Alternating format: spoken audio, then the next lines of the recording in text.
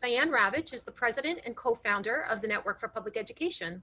She is a historian of education and research professor of education at New York University. Diane blogs at dianeravitch.net, and her blog is close to surpassing 37 million hits. She has written 11 books, including her latest, Slaying Goliath. Derek W. Black is a professor at the University of South Carolina Law School, where he teaches constitutional law, civil rights, and education law. He is a well-known and outspoken advocate of the importance of public education, and his work has been published in both professional legal journals as well as the mainstream media. He is the author of the new book, Schoolhouse Burning, Public Education and the Assault on American Democracy, which is currently available wherever books are sold. Welcome, Diane and Derek. Thank you so much, Darcy, and thank you, Marla, for being here and setting this up. And thank you to all of those who've joined us this evening. I was especially interested in talking with Derek because he's written a very important new book. And although I'm a historian of education, I learned a lot from his book. And he reminded me of something that we all should know. And that is that public education didn't start recently. And opposition to public education is actually a new idea. It's really only since the Reagan administration that there has been sustained opposition on principle to public education. And that before the Reagan administration, there was a very strong bipartisan consensus. And this consensus goes all the way back to the founding fathers. So I found this to be an absolutely fabulous historical overview of the role of public education in American democracy. And it sets into context the attacks on public education today. So I'm very much looking forward to hearing more from Derek. And Derek, I want to just say they gave a pretty fulsome introduction of you as a civil rights lawyer, a constitutional lawyer, and a writer who is very much committed to the importance of public education in our democracy. So with that, would you please say hello and talk about your book, Schoolhouse Burning, which I think is a very important new book. Yeah, thanks, Diane, and thanks, Marla and Darcy, for having me on. And, you know, I'll have to say, Diane, when I sent you the book, I was quite nervous because when we talk about, you know, education historians, well, you know, lawyers like to dabble in history. That's the best way to put it, you know. And I said, you know I made a lot of choices of things to not put in there. And I obviously didn't put a lot of things in there that I just didn't know about. So I acknowledged it up front, and I thought, well, she's going to take me to the woodshed. But you're being generous, and I appreciate that I at least made it through the sniff test. But yeah, I mean the book, you know, is part born out of my personal experience. You know, I start the prologue of the book talking about, you know, I know a good deal about about education policy now and what gives a kid a shot and what doesn't. And if I would have been looking at myself 35 years ago, I would not have bet on me. You know, I tell the story in the book of going to, I don't know, 6, 7 schools, different schools in about that many years. And, you know, I actually, until I started writing the book, I never had sat down and counted up on my fingers how many different schools I'd changed through. We don't really reflect on our experiences. I'd always reflected on my teachers. I knew that my teachers had made a difference in my life. And as I say in the book, often wanted more for me than I wanted for myself. I also happened to graduate from Clinton High School, which was the first formerly all-white school to graduate an African American in the South. There were 12 kids who literally went to school just about 150 yards up the hill from my high school. And Thurgood Marshall came to Clinton, Tennessee right after Brown versus Board of Education and made a simple request, and that was let the kids walk off the hill. And what I sort of start the book off by saying is that public education is the inheritance that one generation passes down to another.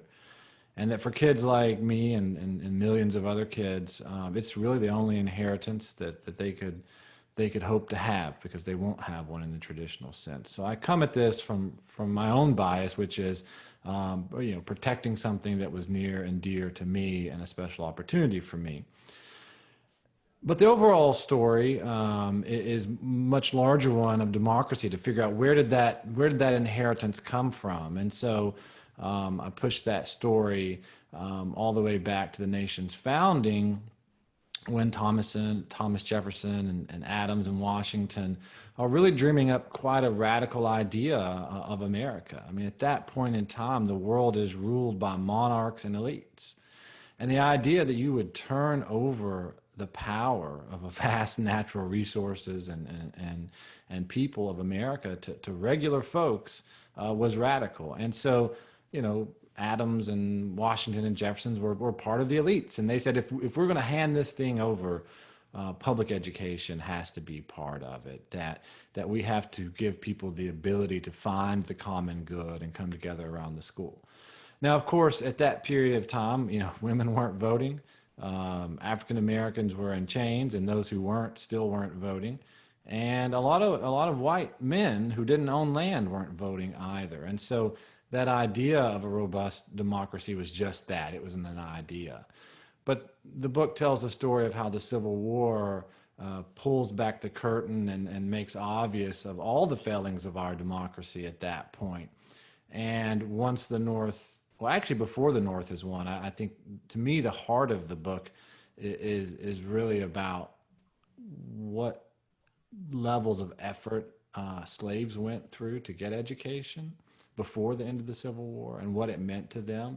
That the sort of prohibition on reading and writing, you know, people know that basic fact, but I don't think they really fully understand it from the perspective of African Americans. And African Americans had been learning to read and write in secret, and had been passing that on to their children as best they could. Now, it wasn't millions of people, but there were people who were doing it because they understood that that was their pathway to freedom. And then when freedom actually came, those who couldn't read and write understood that that was their pathway to more freedom and to citizenship. And so the story I tell is about those early efforts. And then when the war is won, Congress steps back and looks at the South and understands that if America is going to be a democracy, if America is going to bring millions of African Americans and poor whites into the public domain, that a public education system has to be part of that. And so it forces all of the southern states to put public education in their state constitutions. They do that as a condition of being readmitted to the Union. And once the South does it, you sort of look around at the North and wonder, well, what's wrong with you folks? Now, Massachusetts already had an education clause in their constitution, but other states like Michigan didn't.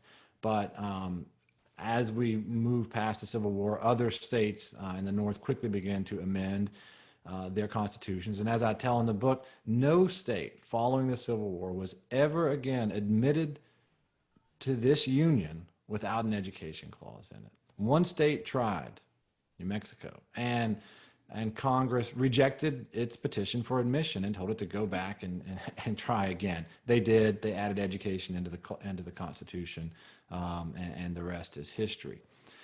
So I tell that story, and then I sort of jump forward. I talk a little bit about the redemption period where segregationists try to take that citizenship back from African Americans, and the key point there is they try to do it through two ways: to take away the right to vote and to segregate schools.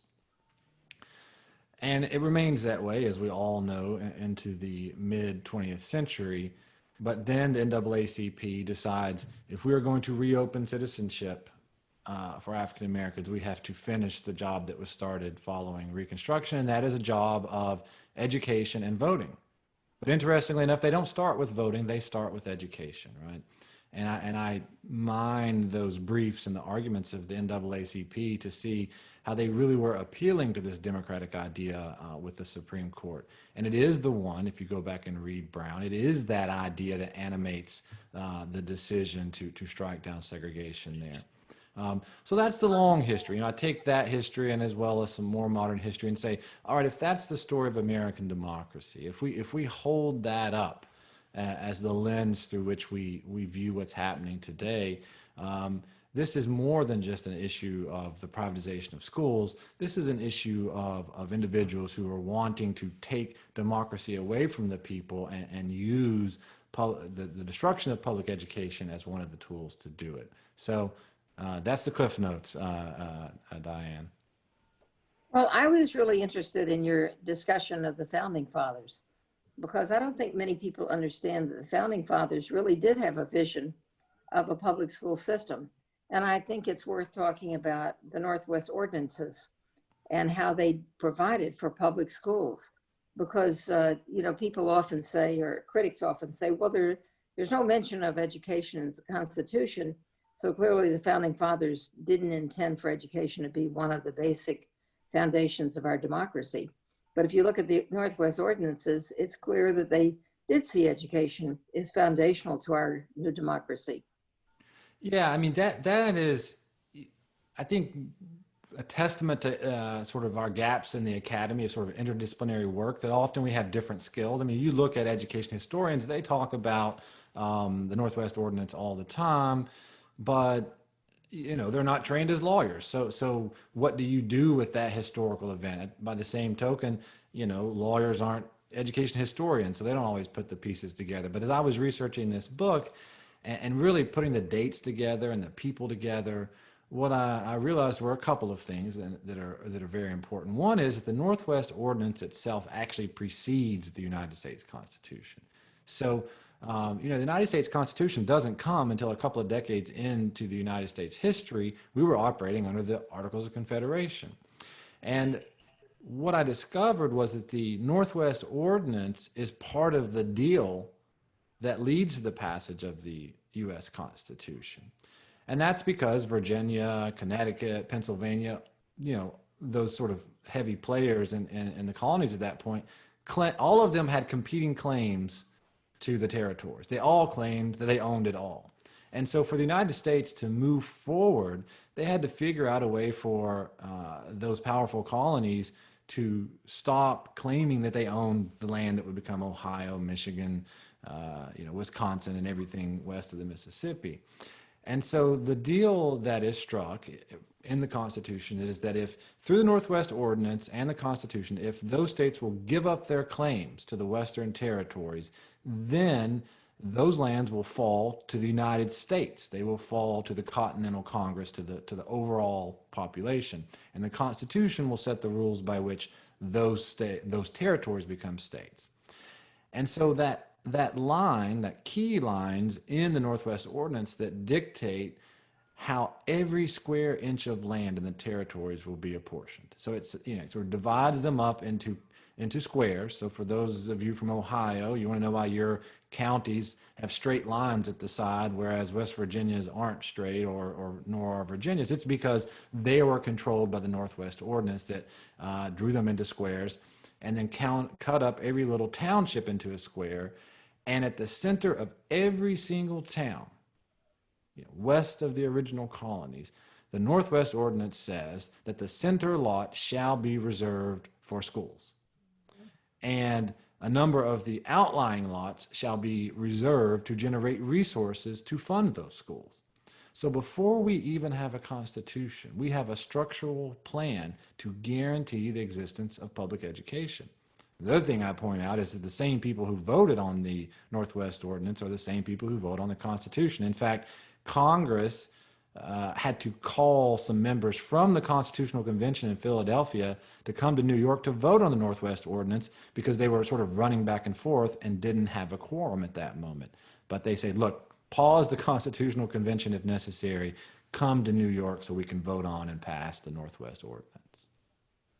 So, Derek, when you look at the history that you have written, how do you see it bearing on the debates today about school choice and vouchers, charters, privatization? Well, I think one of the sort of, 10,000 feet in the air points to make is that there have only been 2 times in history that the United States has tried to pull back from public education. And one was during Jim Crow, right? When the nation decides to end Reconstruction and the Southern elites take back over the South, they also make attempts to eliminate public education. Ironically enough, whites had grown accustomed enough to public education that they said, no, thank you, we'll keep it, just segregate it. But that attempt, that was the first attempt to pull back on education, and whites pushed back. They just said, segregation, that's enough. The second attempt comes, of course, following Brown versus Board of Education in those cases, where Virginia says, we would rather not have public schools at all than to integrate them. And so the Virginia legislature passes bills to allow for vouchers. And, Steve Suits, you had spoke with Steve recently. He tells that story wonderfully. At that point in time, we have the second attempt to pull back. And the thing I say in the book about both of those events is that public education had grown strong enough that sort of the regular average white voter was not willing to do away with public education just to get at African Americans. Segregation, fine, but we're not giving up public education. And Jim Ryan's book is excellent on that point in Virginia, as he tells how it really was, suburban white females who said, look, if this sort of bill in Richmond means that there's not going to be public education for white children, then I'm not for it, right? That they sort of turn the tide. But that's what's striking about today, Diane, is that, the wedge isn't let's be against African Americans, or let's attack and sort of make racist tropes and hope that'll bring public education now down. What we have is, for the very first time in history, public leaders attacking public education itself. We have never seen that before. And for a good reason, if you listen to the history, because it has always been part of expanding our democracy. And so I think, in the book, I say, look, these aren't really empirical questions. How are kids going to do? Are they going to do better or not better in charters? Are they going to do better or not better in private schools? I mean, you and I know the results on that well enough, but I said, I don't even want to engage in that conversation, because this really isn't a conversation or a policy agenda whose aim is to help children achieve better. This is an agenda to destroy a fundamental pillar of American democracy. And if that's what you're trying to do, I don't care what the other net results are. We cannot attack a fundamental pillar of American democracy. And talk, if you will, about the challenge that you're involved in right now in South Carolina with the push for vouchers. Yeah, I mean, so just to catch everyone up to date before I start going into a diatribe. So, Betsy DeVos, well, I'd say Congress passes the CARES Act. We've all been following that, and there was money put in the ESSR portion of that, which was for public schools. And Betsy DeVos tried to take public schools' money and forced them to share disproportionate amounts with private schools. Thank goodness for Education Law Center and NAACP and Javier Becerra and California. They sued her. They've won 3 cases in about as many weeks. And so that's done with. But there was this other chunk of money in the CARES Act for schools, and that was the Governor's Emergency Education Fund. And so that money goes straight to the governors in all 50 states. And Congress had laid out some categories that they could spend that on. There were four prongs there. Prong 1 says, give it to the State Department of Education and they'll meet the needs of the schools. Number 2, give it to institutions of higher education because they may have needs as well. Number 3, you can give it to local school districts directly. The 4th had this sort of catch-all phrase in that said, or other education entities. I think the idea there was there may be some services that kids need that you might want to purchase for the public schools. You might want to do professional training. Might want to buy, distance learning programs, whatever it may be. So the governors could do that as well.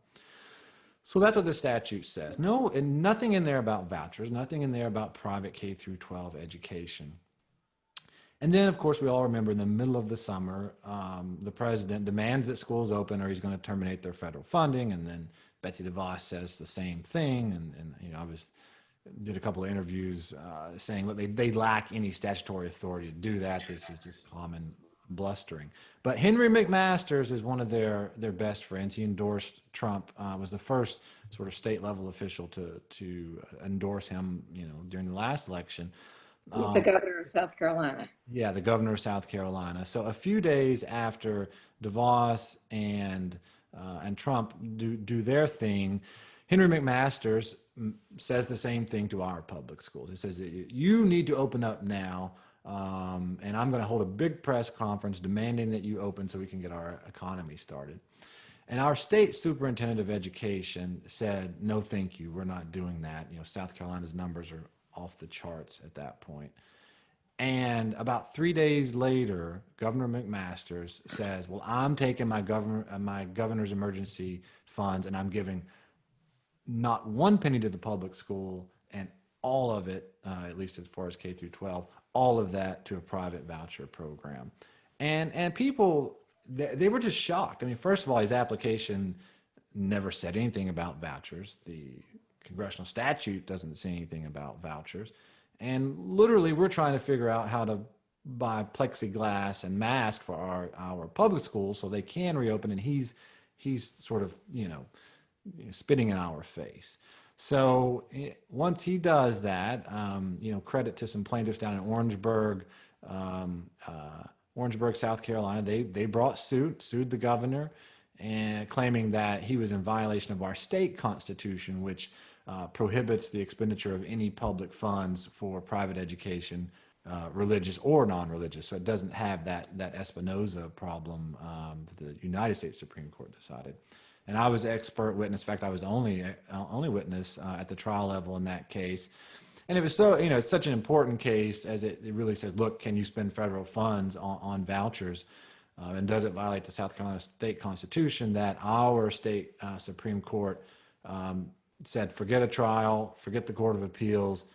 We're just going to take this thing straight to the Supreme Court. And we had oral arguments this past Friday in that case. So what do you think the outlook is? Given the I watched the video that you sent me of the oral arguments, and it was hard to know where the judges were coming from. Where do you think they'll end up? Yeah, I mean, I was quite encouraged. I will say that I was scared for us to be before the Supreme Court in many respects, maybe obvious ones that I don't need to state. We've got, but when you look at that argument, there were two justices who I thought would be. There's 5 Supreme Court justices on the South Carolina Supreme Court, and my sense was that we had probably 3 that might be against us. One of them actually recused himself and was replaced by someone else, but that there were 2 more that I thought would be against us, and their questioning suggested to me that they were very troubled by what the governor has done. I mean, I don't want to make predictions, but I think that when you're talking about fair-minded people, and I believe that we've got fair-minded people on our state Supreme Court, that regardless of what you think about public education, regardless of what you think about vouchers or charters, that the law has to mean what it says. I mean, that was the line from the recent DeVos case where she tried to give more money to the private schools. The Trump-appointed judge said the law cannot mean the opposite of what it says.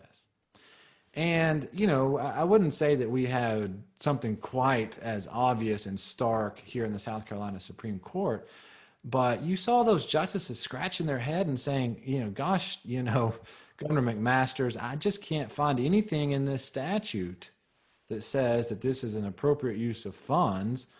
And our Constitution says no direct benefit to private schools. And you are talking about cutting checks out of the South Carolina Treasury and sending them straight to private schools. We're at a loss here, and they really hammered the state's attorney, a former student of mine. I felt a little bit sorry for him, but they hammered him pretty hard. I think the governor put him in a bad situation, making him make ridiculous arguments. So I'm not gonna make any predictions, but I am cautiously optimistic that our state constitution means what it says. No direct benefit for private schools. So Derek, just to turn back to your book again, how do you see the sharp change that took place in American history mean, we had this very strong bipartisan consensus in support of public education for many generations in our country. We had Republicans serving as school board chairman. And then we have the Republican Party, starting with Ronald Reagan, and who was a close friend of Milton Friedman. And Ronald Reagan launches this movement for vouchers, which at that time in 1980, 81, 82, there wasn't much support for.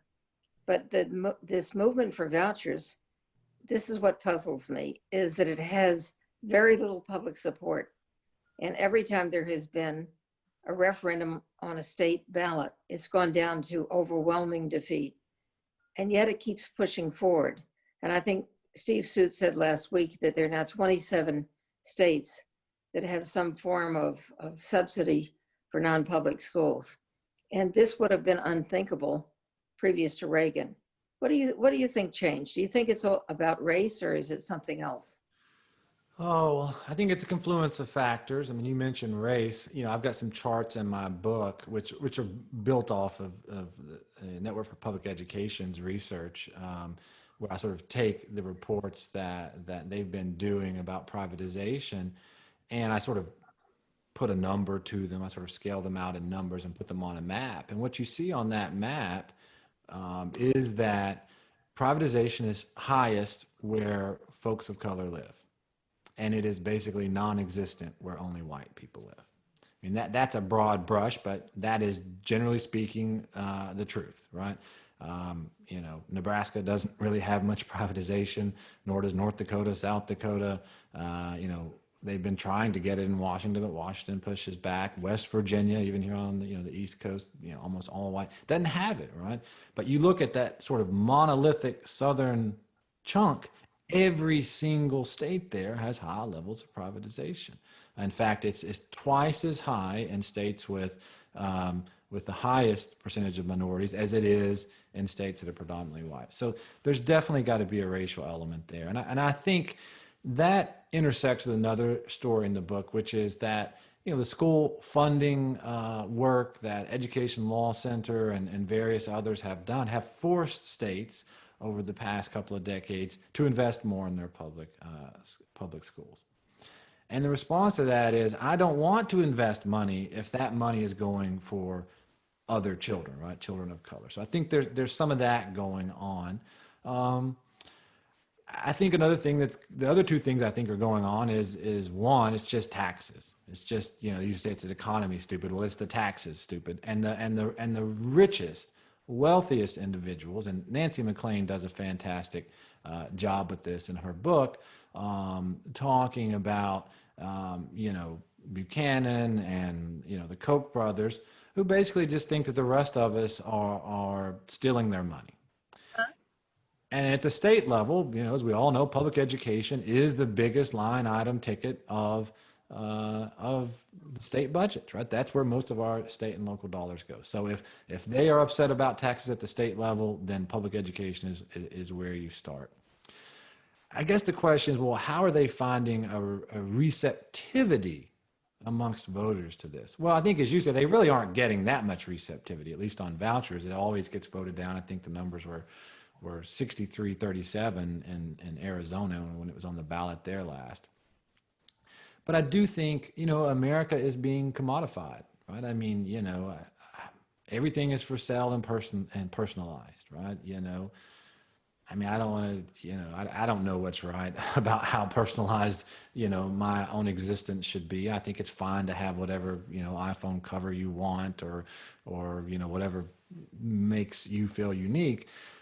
Public education has never been there to make us feel unique. It's been there to bring us together. But I think that this sort of change in how we see our own existence is at least creating some receptivity to that, which is, well, why shouldn't I just be able to get an education tailored to me and my community and my religion and my little silo, however I want it?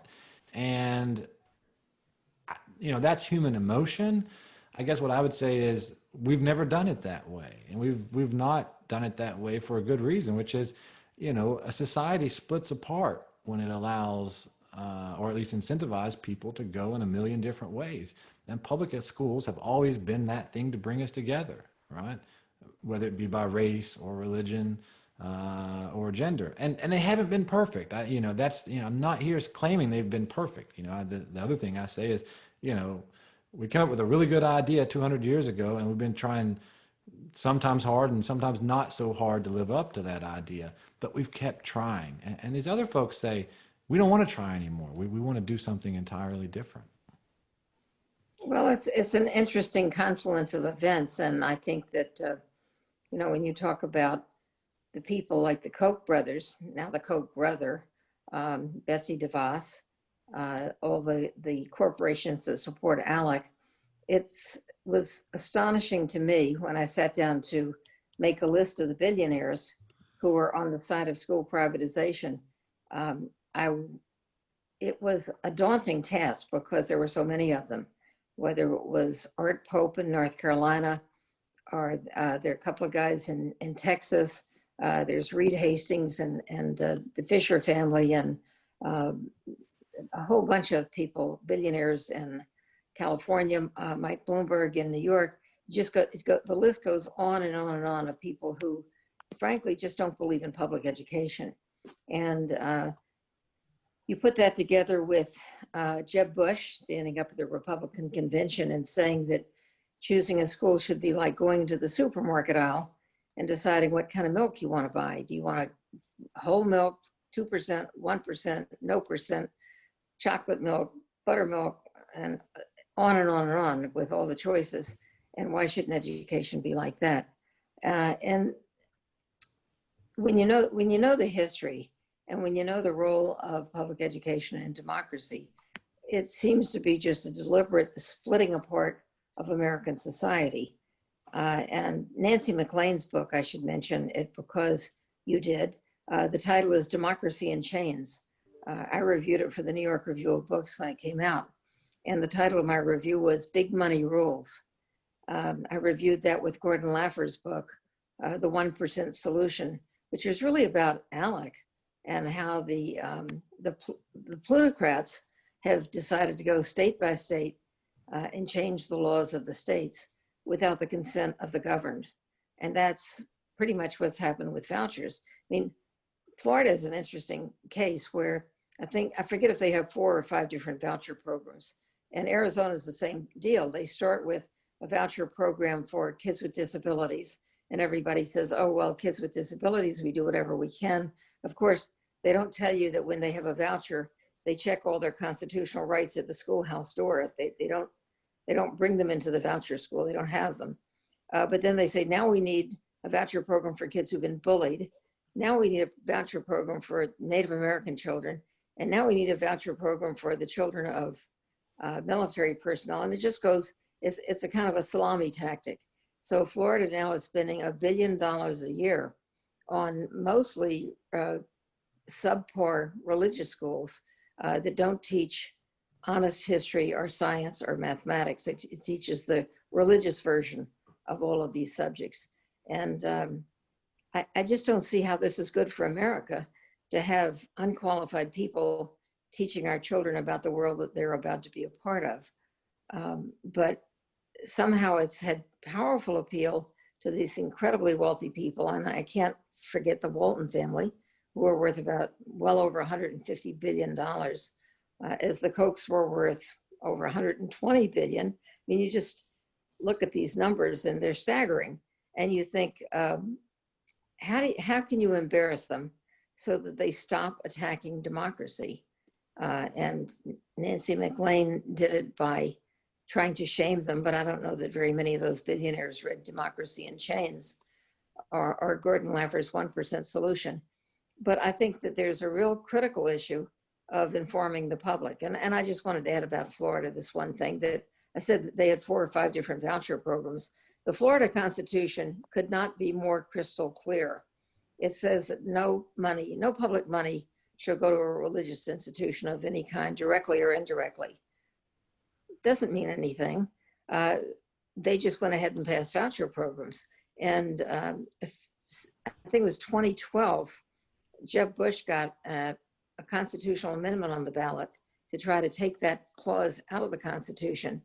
And he called it very misleadingly the Religious Freedom Amendment. And how many people would go into the voting booth and vote against religious freedom? Well, 55% of the people of Florida did, because somehow or another they understood or figured out that it really wasn't about religious freedom, it was about vouchers. And where the issue is more clear cut, as it was in Arizona, I think the number was 65-35 against vouchers. And that's up until now has been a pretty red state. But even frankly, in every state where the vouchers have been on the ballot, they've been voted down. And yet the legislators, working with templates from ALEC, have gone about their business and just passed voucher legislation without regard to public consent. Yeah, I mean, I think we also, you know, you've spent a career talking about charters as well. I mean, we need to bring that in. I see Helen Ladd there on the screen, you know, and I'm a graduate of the University of North Carolina. She's at Duke, but the point being, I know North Carolina well, and her you know, her research, isn't that right? No, Helen, you're shaking your head. I'm not having that right. Oh, I am. Okay. So you know, the research about the racial dynamics of charters in North Carolina, you know, her research is fascinating in a bad way. And it's because, as they point out, that the charter schools are becoming whiter as the public schools are becoming browner. Now, that's not true in every state, right? And in some states, they're predominantly minority. But I always say when I talk about North Carolina that we have to understand that North Carolina it was never perfect, but it had the most stable and long-standing integrated schools in the United States of America. I believe that is accurate, right? And certainly Charlotte-Mecklenburg is an example of that.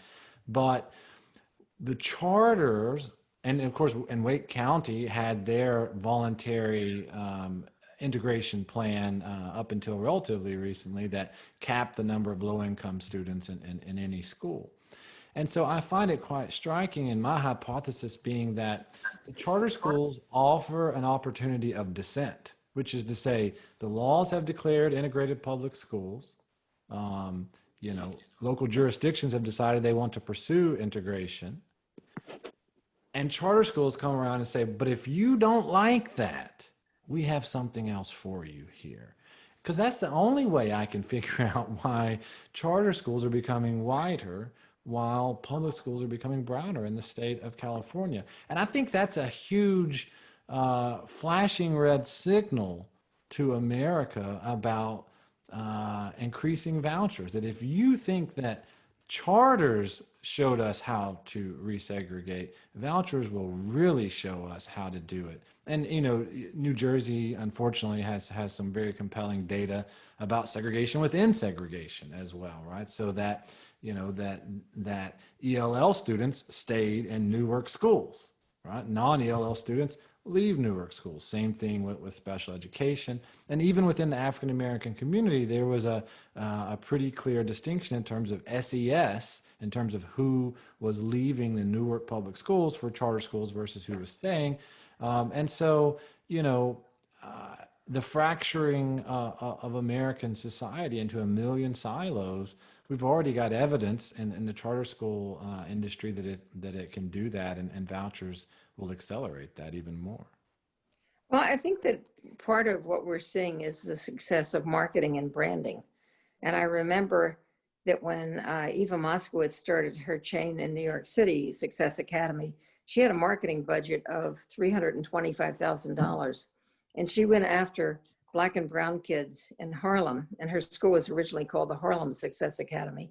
And she went after them with very high-powered marketing, because her tactic was to have a lottery, and she needed to have more applicants than there were spaces, so that she could say, we have a long waiting list. And so they were using this $325,000 marketing budget to build up the waiting list and to make it seem really selective, and to say to parents, you're so lucky if your kids get in here, creating an appearance of scarcity. And I think that the charter industry has played on that very well, giving minority parents in particular the idea that you're going to be going to basically a private school with public funding, and they don't tell them anything about the attrition rate, or that they'll have to pass X number of AP exams, and there are all kinds of tricks used to get rid of the low performing students. But I think there's a conscious effort to market the schools.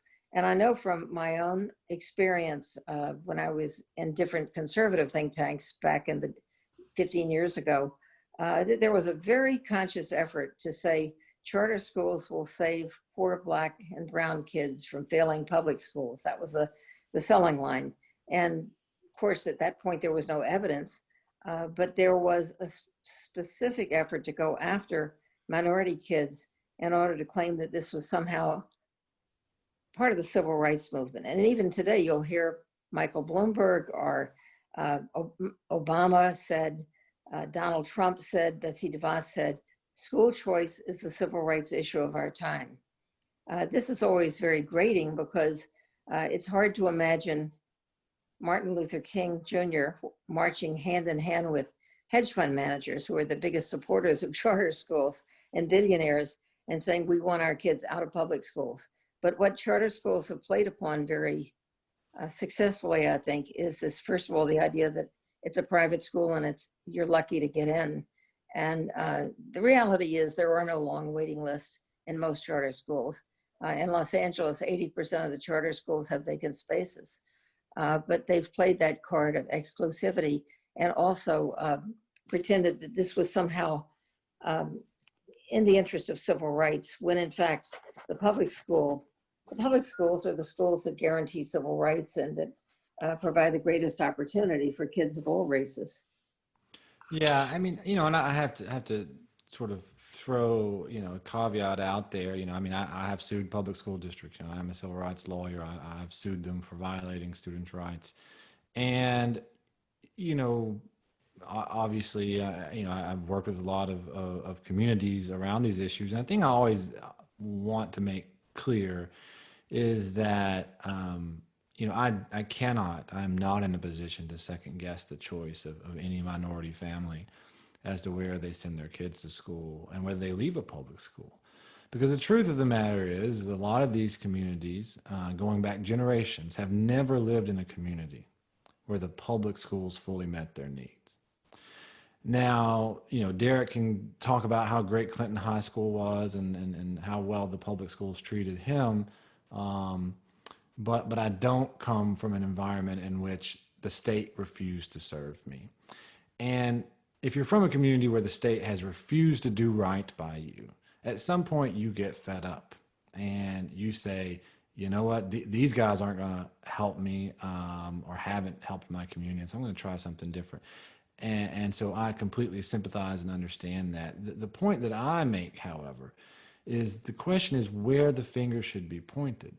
Should the finger be pointed at local school district number 1, or should the finger be pointed at the state capitals across this nation that for at least the last decade in particular have gutted public education and deprived public schools of the resources that they needed to serve those families, right? And so the point of that is simply to say I'm sympathetic to parents and can't second guess them, but I understand that the cause of the problem is the state legislature refusing to serve them. And I find it quite ironic that the people who refuse to serve them in the halls of power all of a sudden claim to be very concerned about the interests of African American students. We have abused and ignored and segregated you for decades, but now we've had a come to Jesus moment. And we're here to help you, and we're going to give you vouchers. We're going to give you freedom. I think it's easy to sort of see the disingenuous nature of a Donald Trump, of a Betsy DeVos. But I think what we need to do is to see how disingenuous so many of our state leaders are in regards to their willingness to meet the needs of African American and Latino children. Well, I've been asked many times by parents, and when I go out, back in the old days when I used to go out in public and give lectures, which I don't do anymore because of the new conditions under which we all live. Well, what do I do? What do I do with my child? And I always say, you decide what to do with your child. I can't tell you what to do with your child. If you think that a charter school will better meet your needs, that's your right. Make that choice.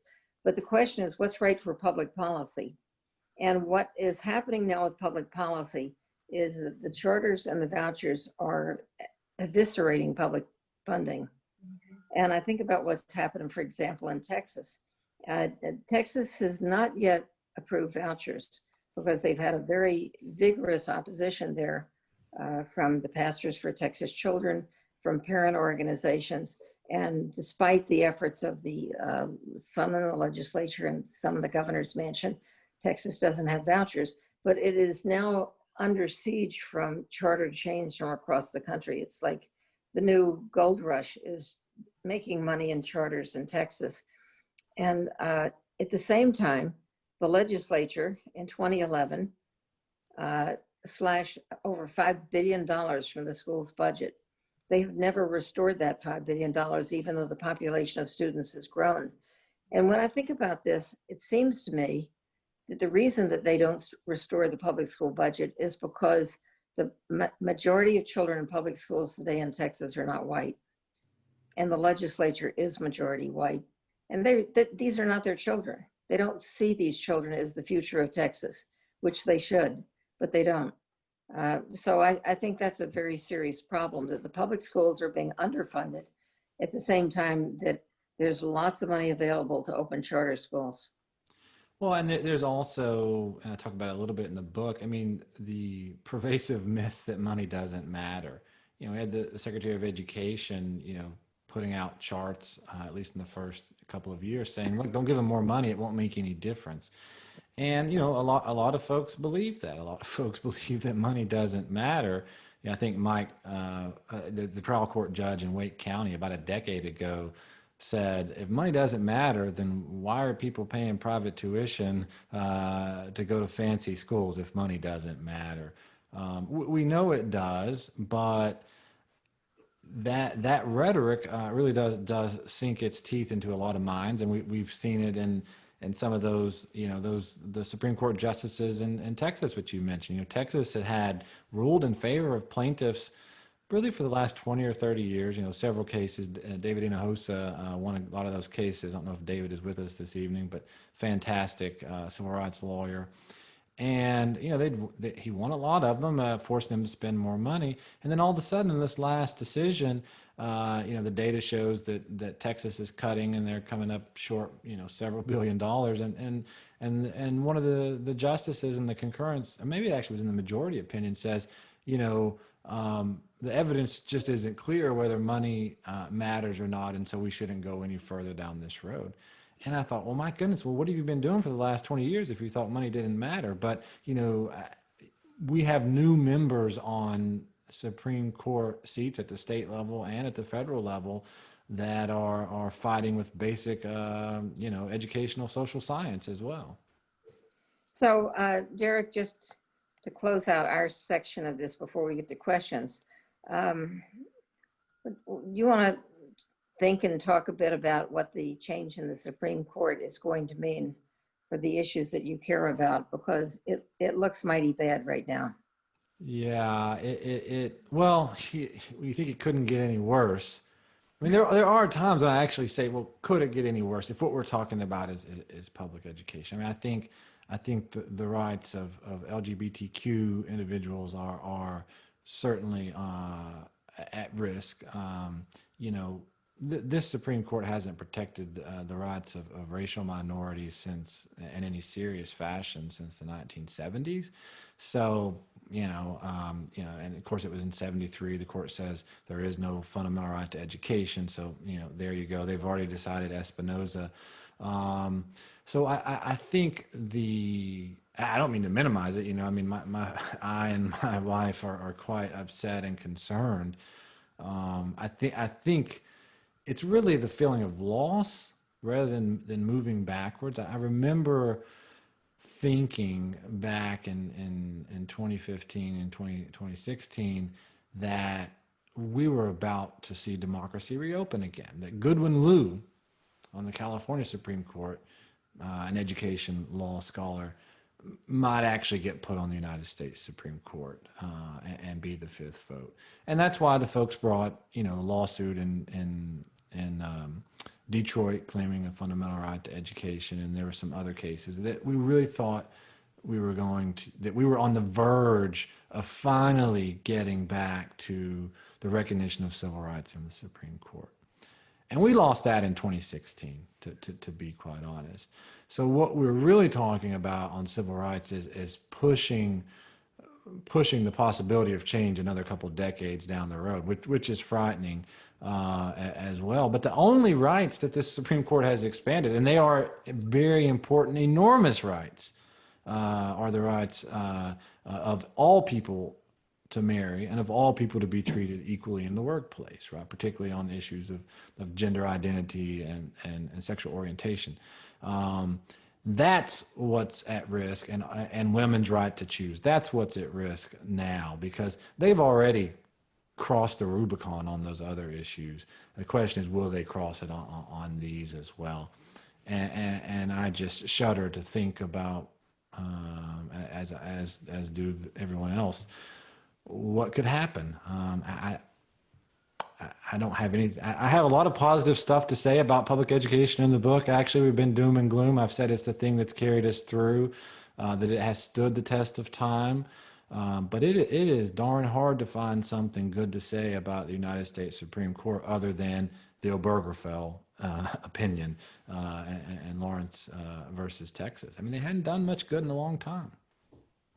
Well, it's a little scary to think that a man who was elected with a minority of the votes will have 3 appointments to the Supreme Court. And this third appointment looks to be someone who will be a religious zealot and will, like Brett Kavanaugh and usually even Neil Gorsuch, put religious issues above all other issues. So I'm not sure that gay rights will survive this new 6-person majority, but then neither will Roe v. Wade, and neither will any challenge to.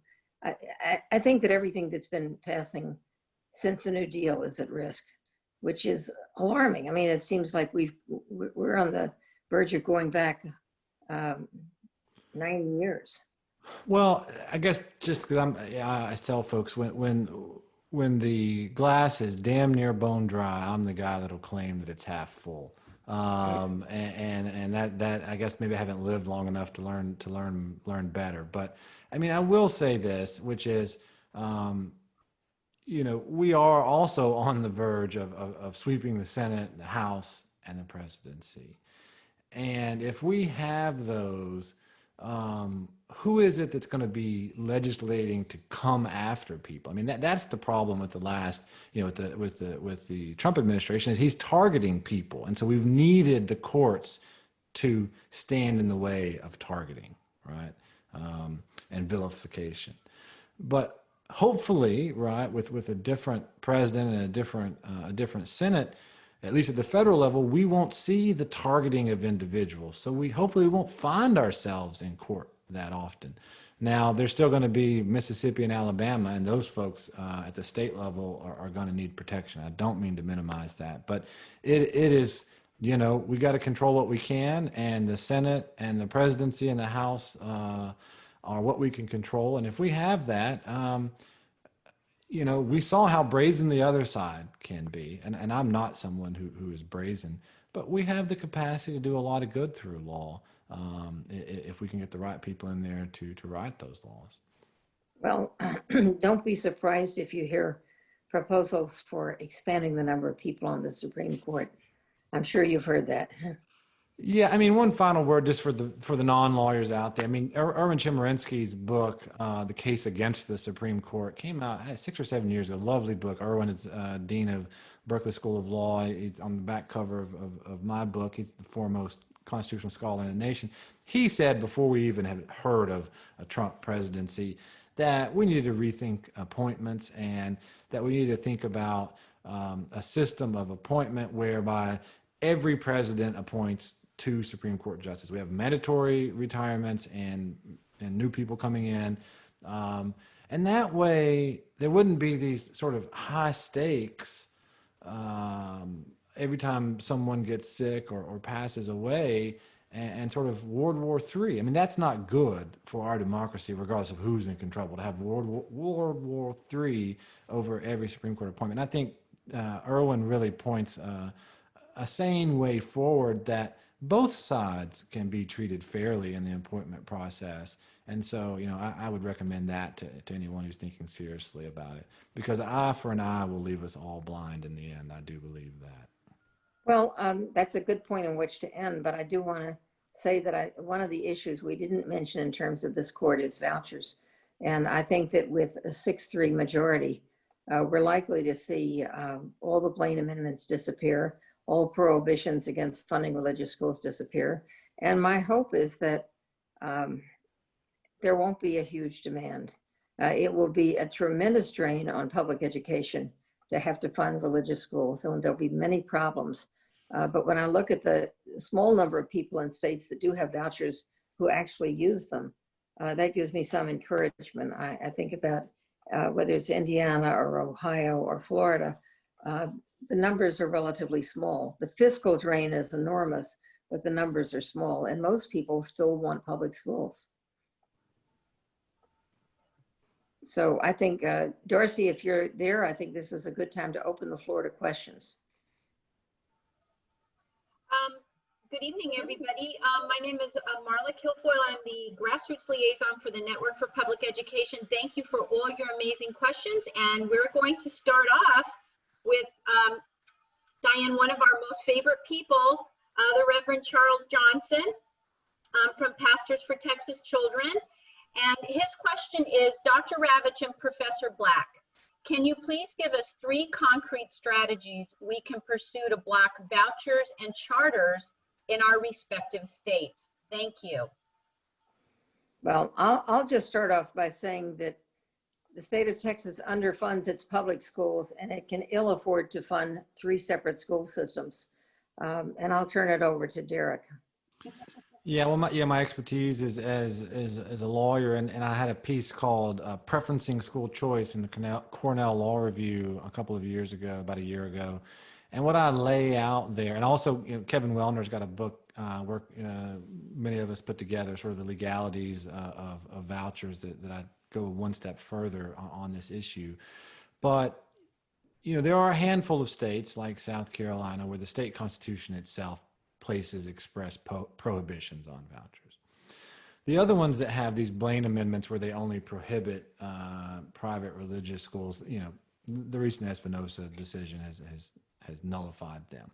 So the question is there anything left in those states or in other states? And I think the answer is yes, there is. And it goes in part to what Diane was saying, which is the states still have what I call a primary obligation to fund their public schools.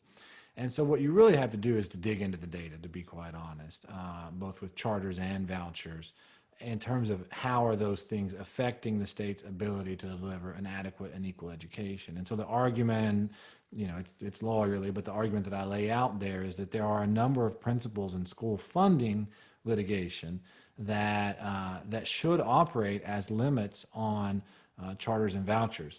But you cannot say in many of those states that they are per se unconstitutional, that they're absolutely blocked. But what you can say is the facts demonstrate that this effect is causing a constitutional violation, and so there has to be a limit on them.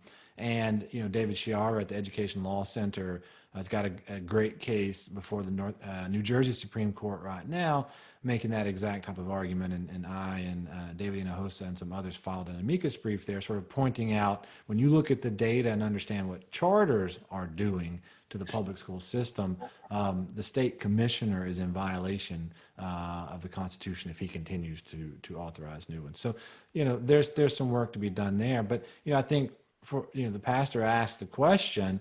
I think he knows the answer from the good work that he's done, and a lot of other advocates out there, that this idea of a state constitutional obligation to education is a powerful rhetorical tool as well.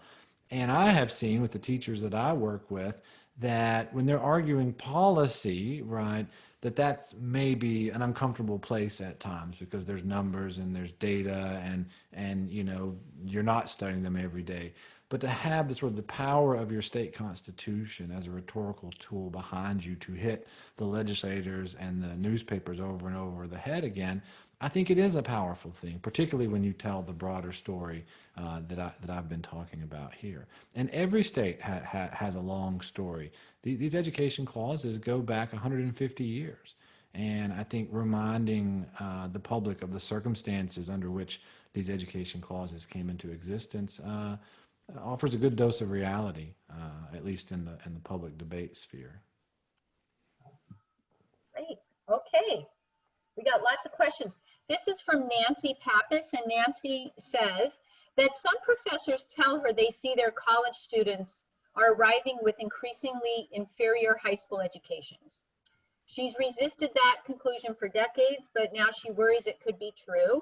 She doesn't trust standardized test scores to tell us how we're doing, but what measures should we use to determine if charters and vouchers have lowered education quality for the whole nation by trying to fund 3 different school systems and not funding any of them very well?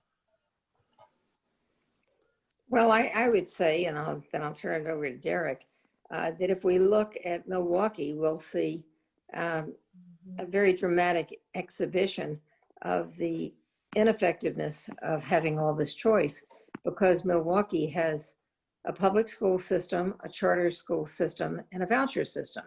And all 3 of them are doing about the same, and they're all doing terribly.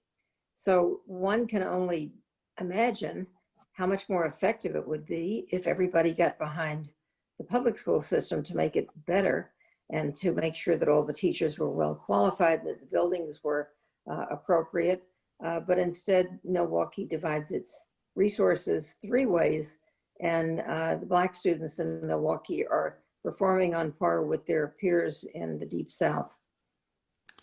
Yeah, I mean, I'm no one to tell teachers or Diane how to make learning better in the classroom. But what I will say, and this goes back to my prior book on zero tolerance, that the culture inside the room has certainly changed inside the school building, and I love blaming state legislatures. I think a lot of that is on them, that they started making higher stakes testing, right? They started putting pressure on teachers, unrealistic expectations on teachers to make magic happen as classroom size grew, right?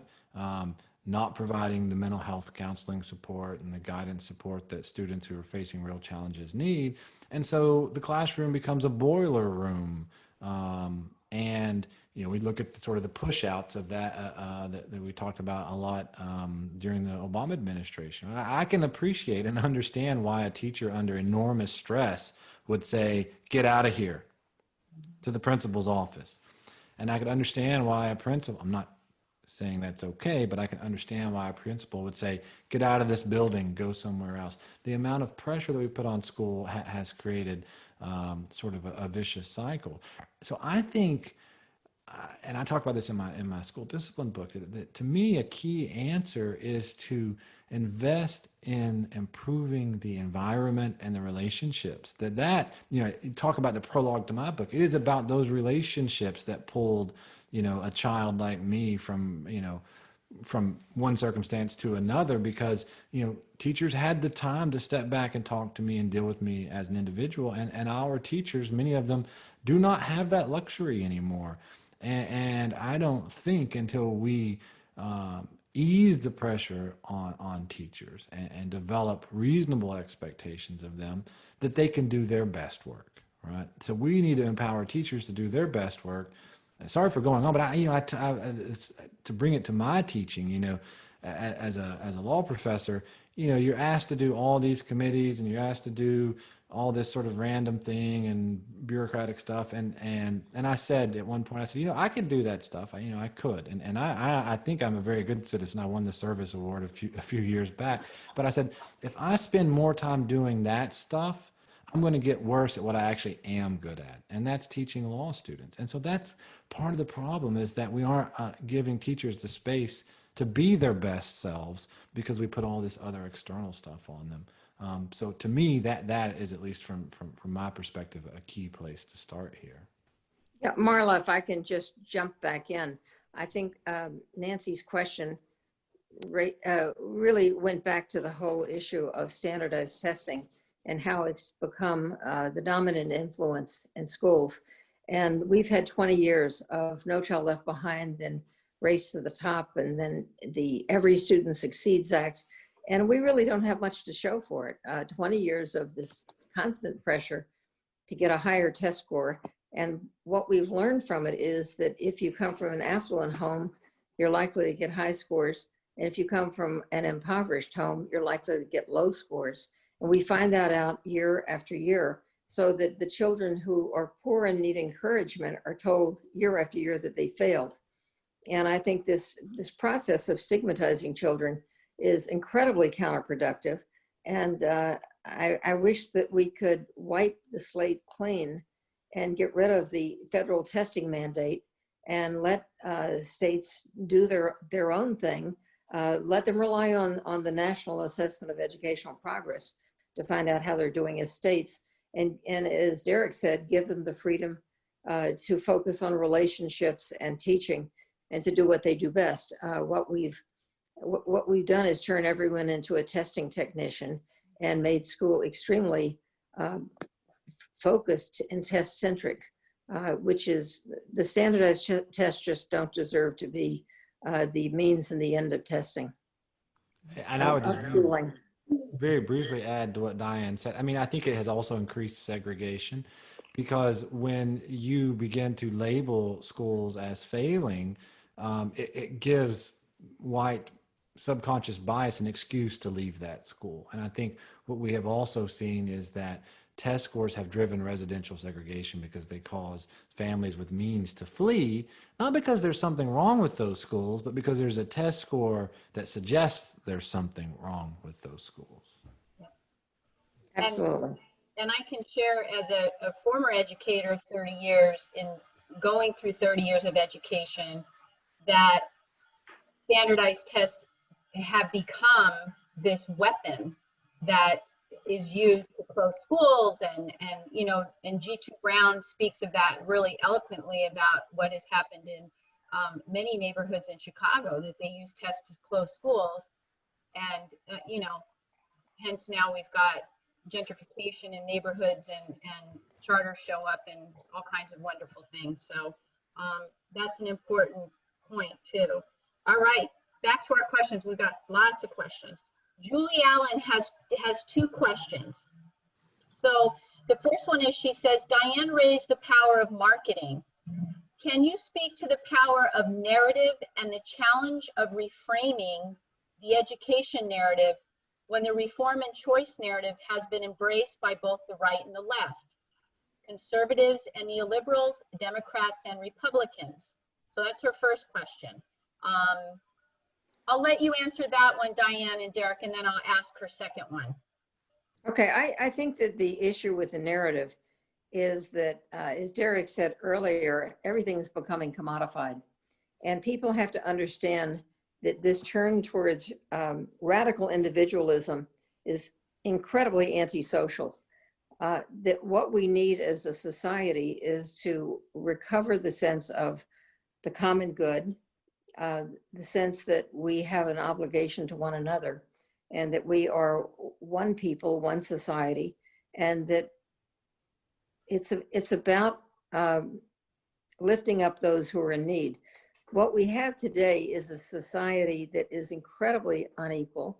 The statistic that always shakes me is that back in about 1965, the average CEO made 20 times what the average worker made.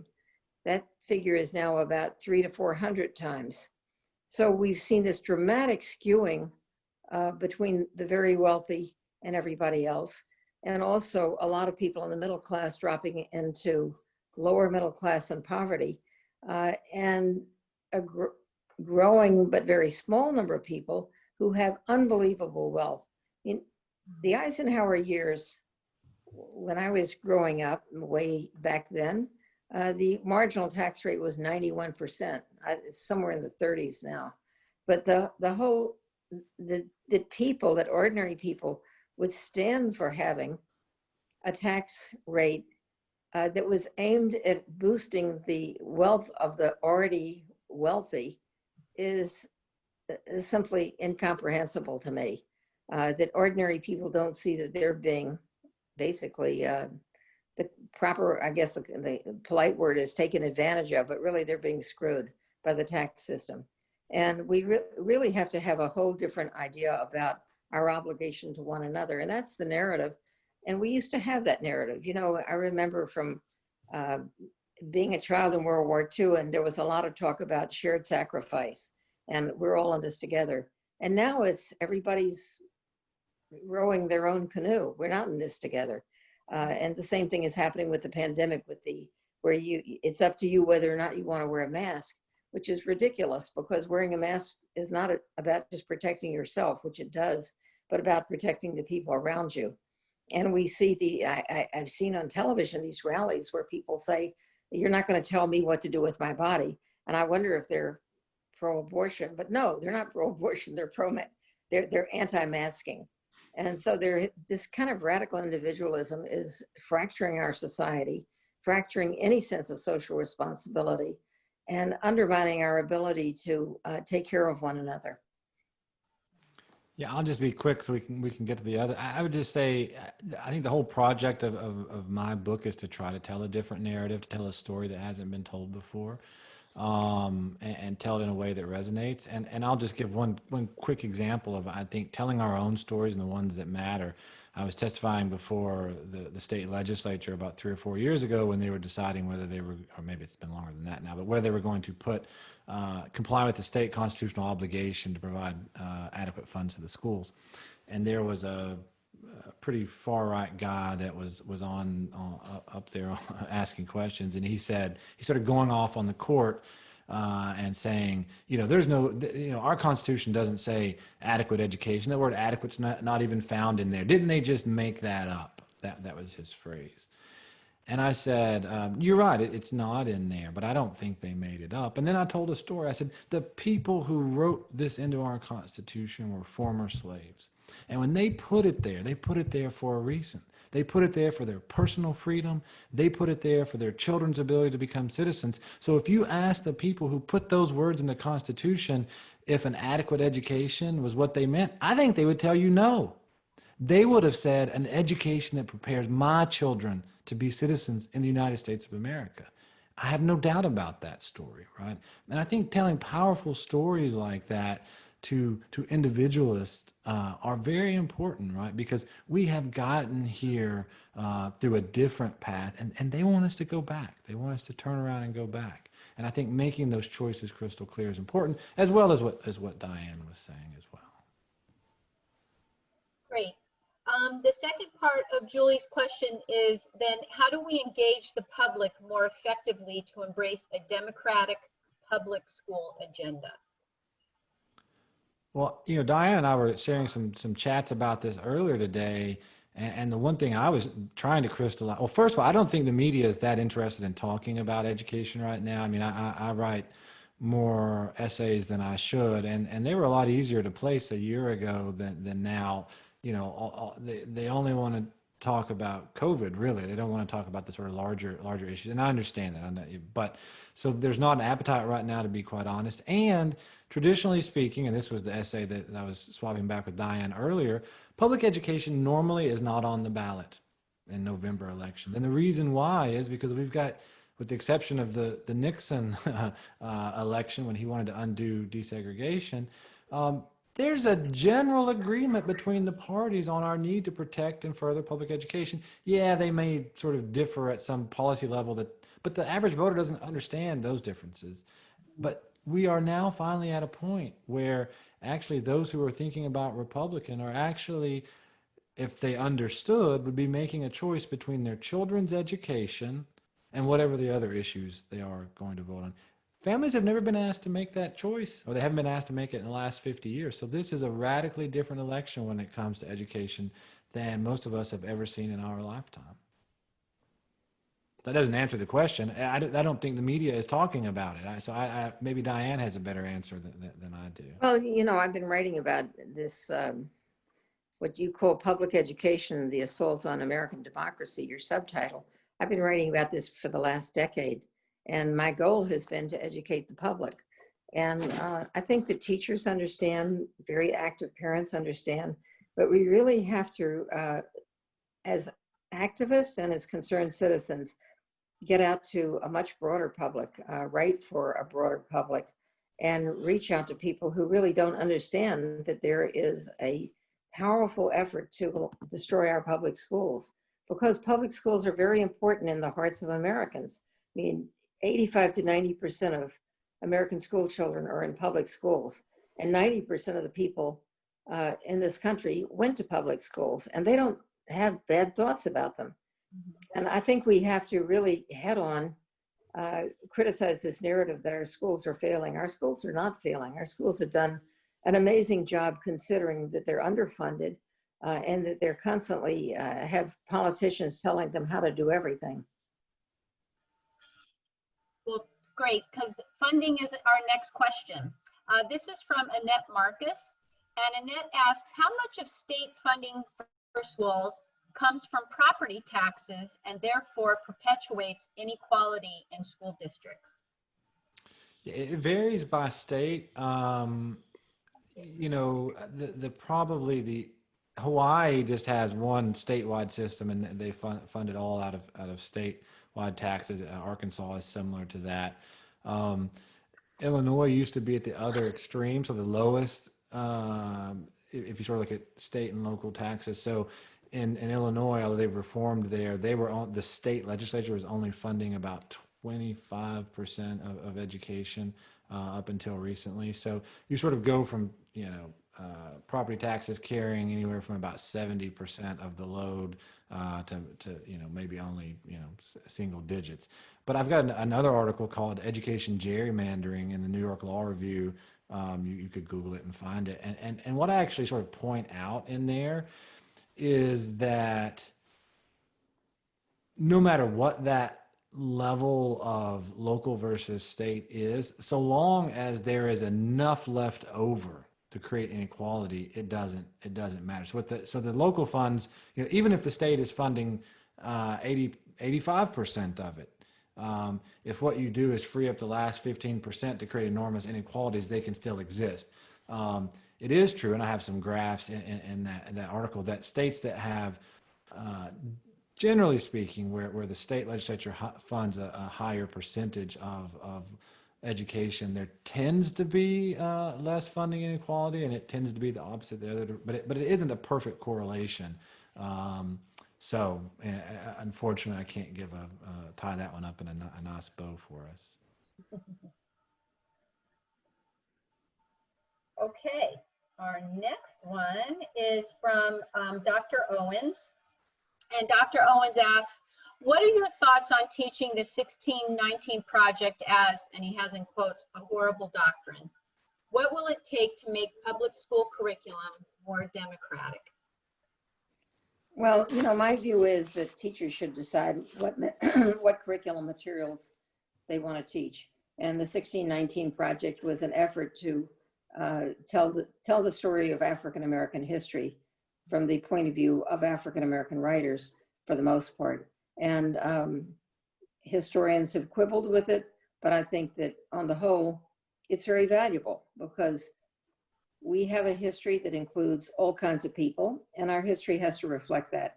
And I can remember the way history used to be taught, say 30 years ago, where it was simply the history of important white men and battles and heroes and so forth. And so when Trump attacks the 1619 project, I am assuming that he's never read it. I'm also assuming that he knows no history himself, because he's made so many historical gaffes that he's made it clear that he is historically uninformed. And he's also appealing to a certain basic racism to say that Black history should not be taught. And you're not really teaching American history if you leave out the history of Black people or Hispanic people or all the constituent groups that have made America the nation that it is. Yeah, I'll just jump in. I actually was writing something on this as well. I'll just quickly say, you know, as a person from a white rural community, generally speaking, that African American history is what made sense of my life. I tell that story in the book as well, which is African American studies is one of my majors from undergraduate. And that's when my intellect actually came alive, was exposure to a broader history that made sense of my place in the world and my community. Because, you know, if you just read the history of old white men and you look around the world, it doesn't match. It doesn't make sense. So if you want education to come alive, regardless of whether you're, you know, white, you know, brown, whatever your background is, I think you have to have a fuller picture. And that's when you really can, I believe, learn to love America for what it is, rather than enjoy watching some cartoon on Saturday mornings. Great. Okay. This will be our last question. This is another one from Nancy, and she says, since the public has no voice in selection of charter or voucher school board members, has there been a court challenge anywhere that this is taxation without representation? No, you know, the closest to that, so we've had sort of two versions of what she's saying, though. So the first challenge was in California when they had their charter bill. And the challenge there was that the creation of charters violated the state constitution, because the state constitution created a structure by which taxpayers could decide on education, and, you know, the state superintendent could manage it, and charters go outside of that system. I think it was an intellectually dishonest decision, but the California Supreme Court said, no, the legislature is allowed to experiment, and so this is okay. But, you know, Washington, the state of Washington goes in the other direction. So the state of Washington says, nope, you know, our Constitution says that, you know, the state superintendent and the funds are for what they called common schools, which is a historical term going back, you know, a century, and charter schools ain't that. And so you cannot set up a system of schools outside of the normal taxpayer and state superintendent apparatus. So successful in Washington, unsuccessful in California. And I will say that, you know, most of the state Supreme Courts have stuck their head in the sand, just like California. But Washington is obviously a good example to the contrary. So it's worth noting that the folks behind the Washington Charter movement were Bill Gates and his billionaire buddies. And after the state Supreme Court said that charter schools are not common schools, they then, first of all, they tried to get the judges defeated at the next election, and they failed. And then they went to the legislature and said, we want a workaround. And so the legislature said that they could have lottery money. They couldn't take money from the common school fund or the money that supports public schools, but they could have lottery money. So they do have a very small number of charter schools, which have been very negatively evaluated, but that's how they worked around it, was to use lottery money. The third decision that I thought you were going to talk a little bit about, which I'm sure you're familiar with, was the case in Mississippi, where the city of Jackson was told that they had to take their tax money and pay for charter schools. And people who are parents in Jackson were the plaintiffs and sued and said, basically, that's taxation without representation. And it went to the Supreme Court of Mississippi, where most of the judges are appointed by conservative politicians. And they said, no, it's not taxation without representation. And I think it was the chief judge, who is African-American, wrote a powerful dissent. And he said, you know, the law is very clear that what they're doing in Jackson is wrong. And just because it's your political preference doesn't make it right. But anyway, I'd be interested if you had any thoughts about that case in Mississippi. Yeah, I mean, they wanted to at the lower level, Yeah, I mean, I think you said it well, Diane. I mean, it's, you know, it is, the one thing I would say is that because courts started standing up for public education, uniquely standing up for public education, we have seen attacks on the Supreme Courts themselves. You know, the Kansas Supreme Court was standing up for public education. I talk about this in the book as well. And then the legislature begins threatening the judiciary to change the appointment process, to take away some of their funding, et cetera, et cetera. Also in Ohio, if there's, I don't know if there's any folks from Ohio, you know, they had won a number of school funding cases there. And so they put the money together to run against them and change the composition of the court. Same thing in Alabama. So, you know, in these battleground states, not that Mississippi's a battleground state, but in some of these battleground states in particular where, or at least where you could elect a more conservative judiciary, they have gone after the courts for standing up for public education. Well, Professor Black, we would like to thank you so much for joining us tonight. Diane, thank you so much. Ladies and gentlemen, thank you so much for joining us. Please stay tuned and check out our website, networkforpubliceducation.org. We will be having more conversations with Diane. She'll have more amazing guests like Professor Black in the future. So make sure you check out our website.